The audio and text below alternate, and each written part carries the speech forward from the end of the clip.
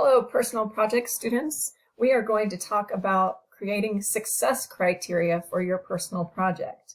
And whenever you get a new assignment, you should check these links to the grading rubric and the report checklist to see how this is going to fit into your final report. As with everything that we do, the better work that you do here, the easier it is going to be to complete your final report. This is part of strand 2 of criterion A, so you'll be looking at the first sheet of the rubric to see where this fits in, and you're going to include your success criteria rubric in the final report. So what does criteria mean? That's kind of a word that we use all the time, but maybe we don't know how it applies to our project. Criteria is principles or standards by which something may be evaluated or decided.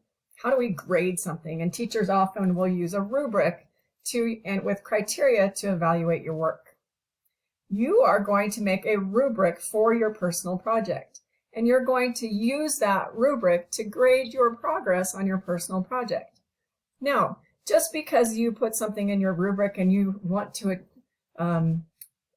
strive toward achieving something, it doesn't mean that if you don't get there, you're not going to do well on your personal project. And vice versa. Just because you score well on your rubric does not mean that you're going to score well on your personal project.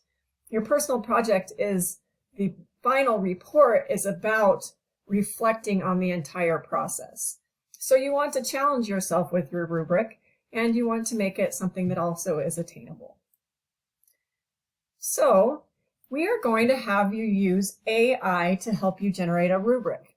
Teachers are now using AI to help them plan for their classrooms, create rubrics, and they are exploring all the possibilities that AI has. And so we want you to also explore the possibilities that AI can be used for. And we want you to learn how to use AI and also use it and modify whatever you get to make it your own. So you are going to use either Microsoft Copilot or Gemini or some other AI that you would like to use. These are the two that the district will allow you to use. If you choose to use a different AI, that's fine. We just can't suggest that you use a different platform. If you choose not to use AI, that's okay. If you want to do the success criteria all on your own, that's fine also. And if that is something you feel comfortable with, go ahead and do that. We're not going to make you use AI, but you'll need to tell us if you're not going to use AI. So what we do want you to do, we are going to use AI to generate a rubric with success criteria for your project. And you're going to copy it into a Google Doc. And make sure you tell us what platform you're going to use. I'm going to use Copilot. I like it better than Gemini, but I think Gemini does a fine job also. So I am going to show you an example about a project called Training for a Marathon. And so I want to know what the success criteria are for training for a marathon. So what I typed into Copilot is marathon training grading rubric. Now, I tried to put in success criteria, and that wasn't super successful for me. And so then I typed in grading rubric, and it came up with something that was pretty good. So it came up with some ideas that I didn't even think about. So it had mileage here, a pace, long runs, cross training, but some other stuff that I hadn't really thought about. I hadn't really thought about strength training or rest and recovery or nutrition or my mental preparation. I hadn't thought of really very much of that.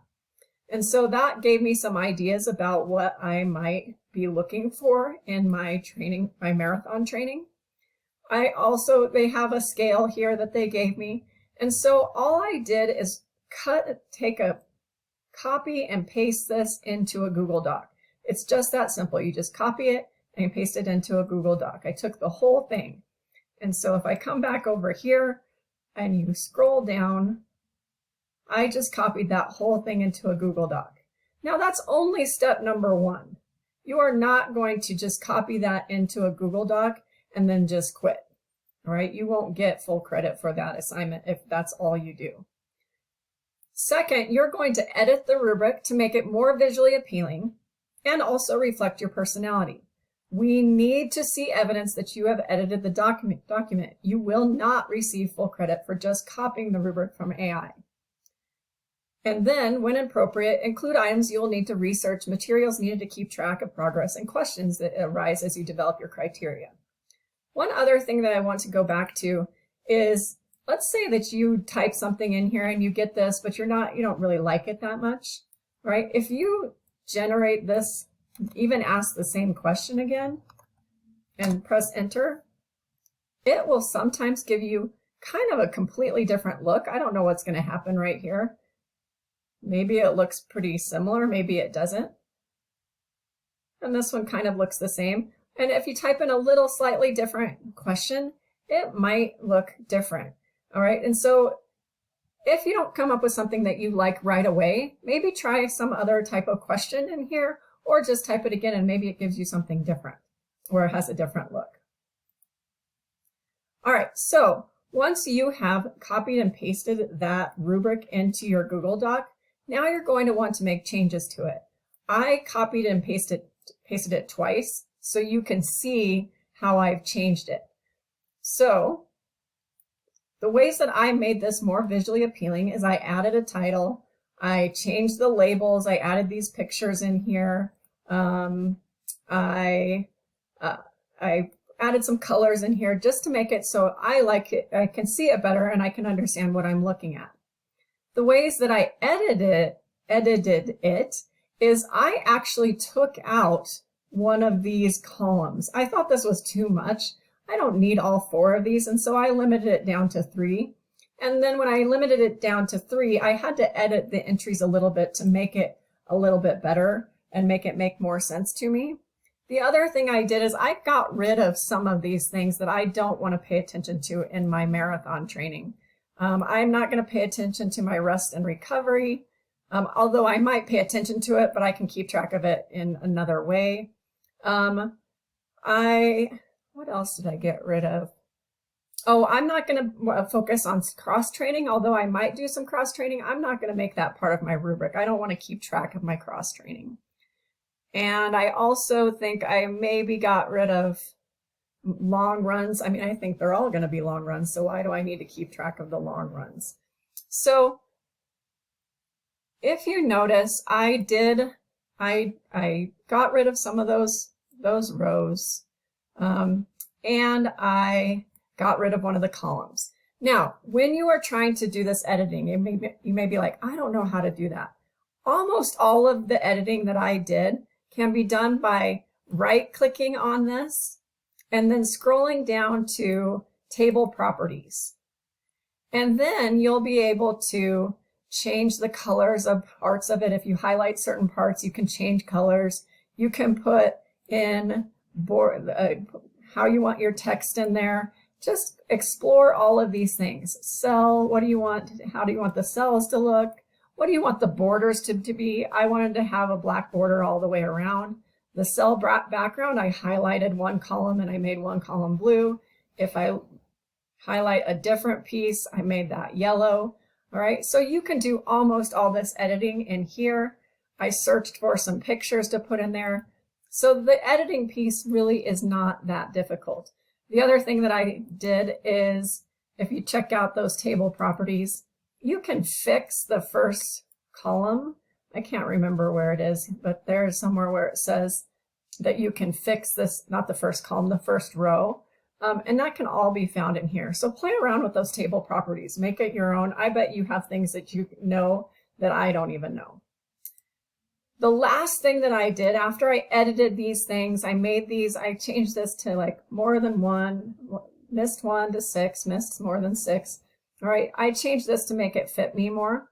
The last thing I did is I added a column on what kind of things that I need to be able to record keep track of my consistency. What am I going to use and look at the end of my project to be able to grade myself? Because I'm not going to remember when if I was consistent. I'm not going to remember my mileage.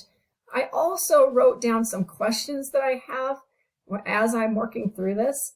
So research apps, what is a reasonable target pace for me? strength training log, I still need to research some math. Do I want this to be the same as my running log? What is the best strength training to do for running? And so I have an entire column here where I kept track of what kind of questions I had, what materials do I need to be able to keep track of what I'm going to be doing in this rubric, so that at the end I'll have some evidence to be able to score myself in this rubric. So the personal project is a lot about collecting evidence to be able to show what you did throughout your personal project. Maybe I have my running journal and at the end I only tried one course. Maybe I only ran the same course the entire time. I don't score very well on this, but it doesn't mean that my personal project is a bad personal project. So again, you're going to use AI to come up with a rubric for grading your personal project.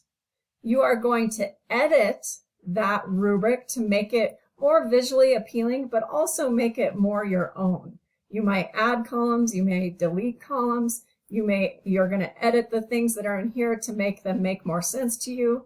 I added my own, this last thing that I have here, variety of courses, I added that.